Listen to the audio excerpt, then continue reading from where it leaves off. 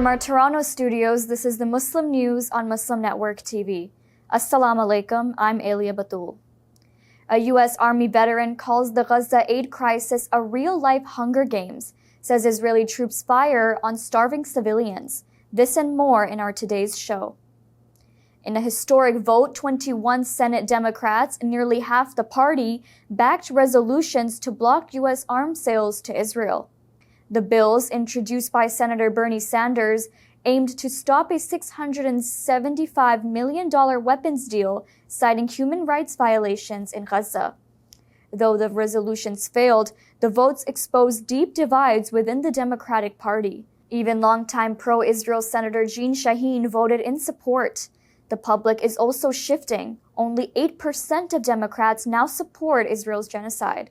Republicans unanimously oppose the resolutions. A new bipartisan bill in Congress, the Stop Hate Act, is drawing criticism from free speech advocates. While it aims to tackle anti-Semitism online, rights groups warn it could also silence criticism of Israel. Backed by the Anti-Defamation League, the bill would fine platforms up to $5 million daily for hosting content linked to groups labeled as terrorists. Critics argue it blurs the line between hate speech and political dissent, giving the government and pro-Israel groups power to censor online speech just as public opinion turns against Israel's genocide in Gaza. The U.S. has sanctioned the Palestine Liberation Organization and the Palestinian Authority, accusing them of violating peace agreements and supporting international legal action against Israel.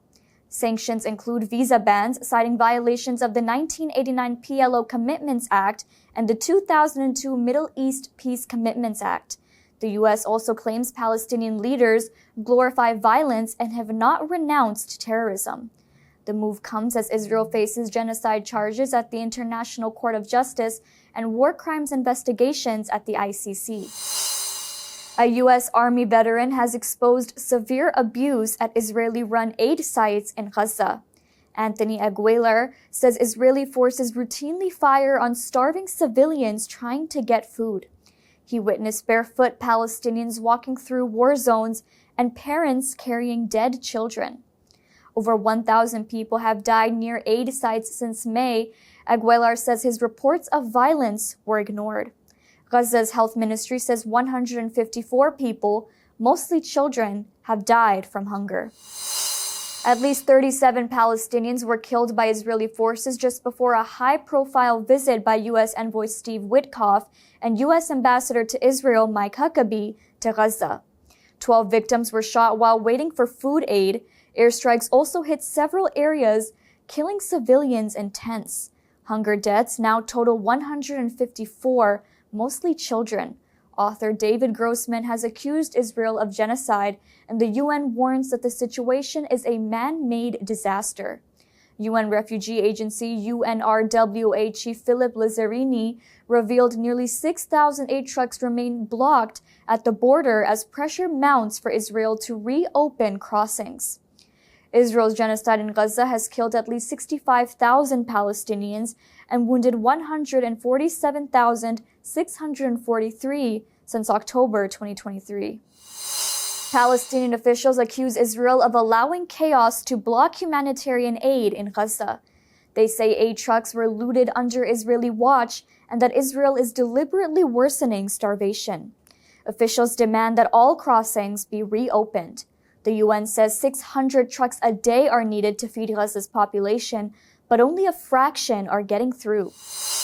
Hindu nationalist groups are targeting Muslim mayoral candidate Zohran Mamdani with smear campaigns in New York City. Details coming up next.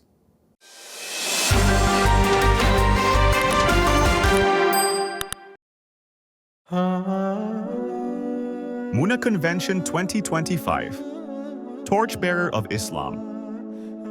With this powerful theme, Muna Convention returns this year on August 8th, 9th, and 10th at the Pennsylvania Convention Center in Philadelphia. Join us for an unforgettable weekend featuring over 30 esteemed scholars from across the globe, delivering powerful lectures and inspiring hearts. More than 25,000 attendees are expected to gather in one of the largest Islamic conventions in North America. Experience a full and dynamic program including dedicated youth conferences, parallel sessions for diverse interests, special Young Sisters program, on-site health clinics, delicious halal food, a vibrant children's learn and fun zone, and an expansive bazaar and expo. Register now at munaconvention.com and get 20% off for limited time. Spots are filling up quickly. Don't wait to register. Join us at Muna Convention 2025, where faith, unity, and action meet.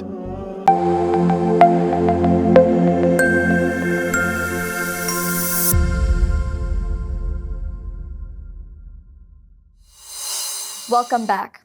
A moving funeral was held for Officer Didarul Islam, who was killed in Monday's Midtown Manhattan mass shooting.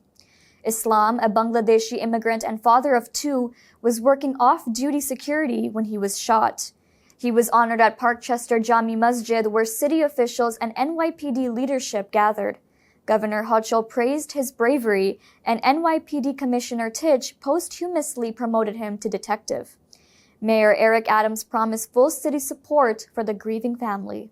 Though my heart is broken, I find comfort knowing that his sacrifice may have saved others in that lobby, people who were able to go home to their families that day.